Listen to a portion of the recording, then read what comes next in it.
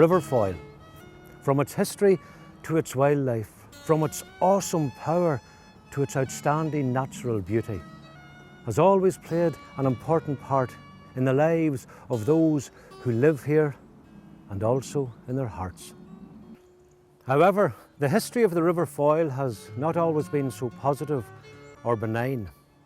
Settlements situated near the river have been affected by severe floodings as early as 1682 and most recently 1987.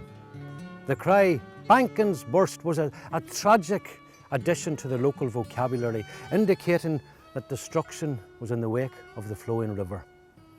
Those images are in stark contrast to the tranquil pictures that we see of local anglers fishing peacefully on the banks. Well, I'm here in one of the most beautiful public houses I've ever been in my life, the Farmer's Home in Strabane. An absolutely wonderful place with a wonderful man, Michael Kennedy, a man noted for his knowledge of the local area. And Michael, you're going to tell me a wee bit about the importance of the river and the canal in Strabane. The river to me was the original and first road through Strabane. As you know, travellers many hundreds of years ago would have followed either from hilltop to hilltop, or they would have followed a river to the end. Strabane obviously was an important place to build for the simple reason that there was high ground adjacent to it. The water provided a life essential, and with the confluence of the other rivers, it was a natural crossing point. And as a result of that, recently in the last 20 years, we have found 5 or 6 old long dugouts. So in times gone by, the river would have been used for travellers, for crossing points, and even in times like the siege of Derry, the armies would have crossed here from Clary Ford down to Lifford Ford. And there was a skirmish or a battle along the river, along the Foyle and then the Finn. So to come back to Strabane and the river, the original settlement of Strabane was built on high ground for obvious reasons. But as the settlement got bigger, the buildings were built on lower ground. But unfortunately, the lower ground tended to flood. In the last century, there were 4 notable dates of floods: 1909, 1929, 1947 and 1987. One of the lowest lying areas of Strabane is Bridge Street, and any time there was a flood, and those 4 years that I mentioned were only 4 among many times that the Bridge Street was flooded, there was a well-known musician there who was the founder member of the Clipper Carlton show band, and he was the pianist Hugh Turish. And Turish was one of the few people in town who had a piano, and the piano was always on the ground floor. But any time floodwater appeared on the road along Bridge Street, the neighbours quickly flocked to Turish's to get the piano upstairs.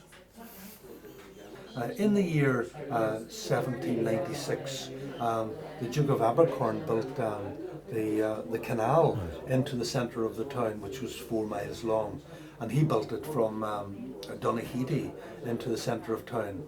It was his idea then that Strabane should be part of the industrial and commercial revolution that was hitting the whole of Europe.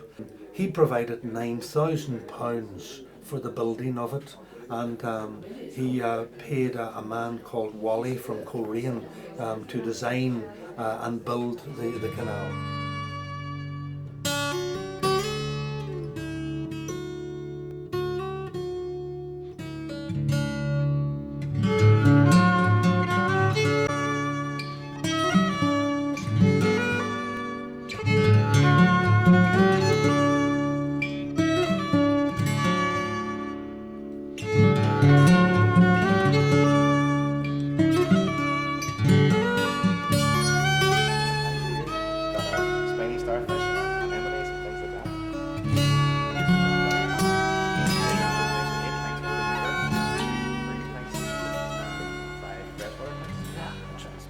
it's a fascinating place, an absolutely fascinating place.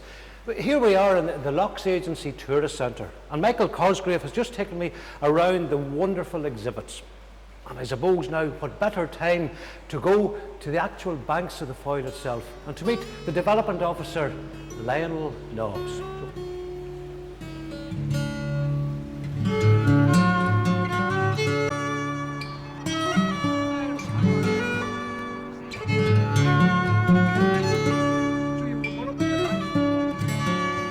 And what are we going to see?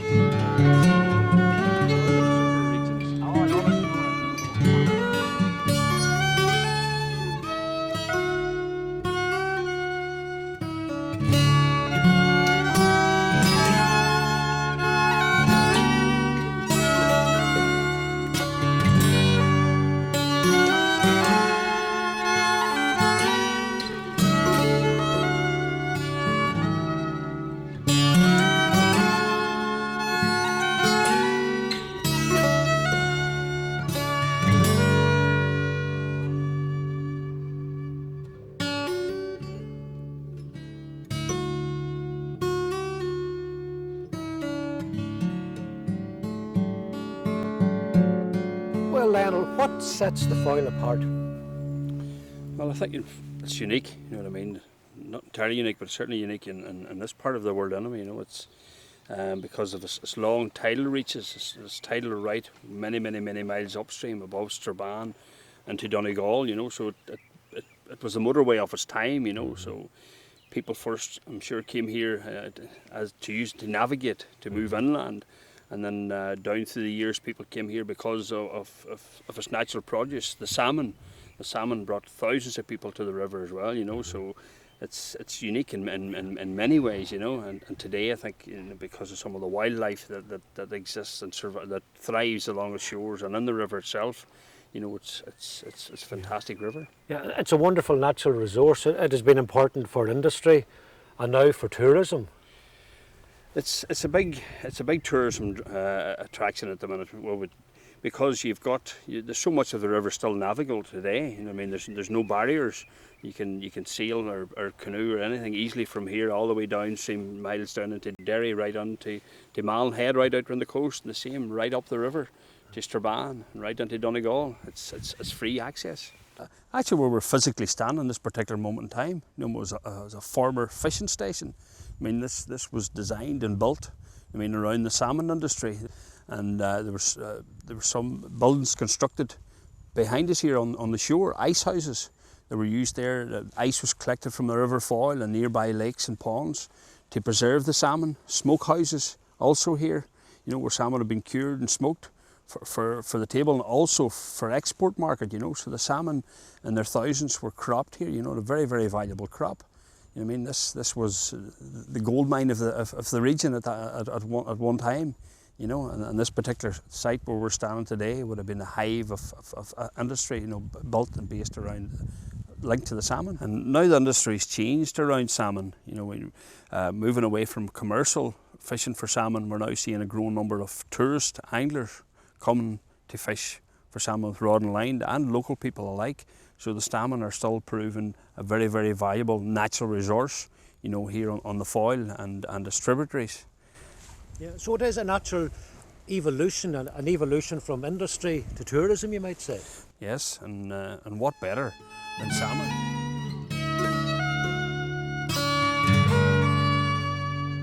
This is the last remaining ice house along this stretch of the Foyle. You know, so this section of the ice house here is still exactly as it was hundreds of years ago. And what's in here? Well, in here you can see on the roof where the ice chutes were, where they used to bring the horse and pour the ice down through the ice chutes as they packed the salmon in on layers. Salmon, more ice, and built it up, so the salmon had been preserved here for many weeks. Reportedly, this ice house was raided during the siege of Derry. Reports are that someone rode up from Derry and stole some salmon from here and rode back to Derry with the salmon on at least one occasion. You know, so it's been here for many centuries. Imagine that. Imagine we were in a refrigerator that's over 200 years of age. Fantastic.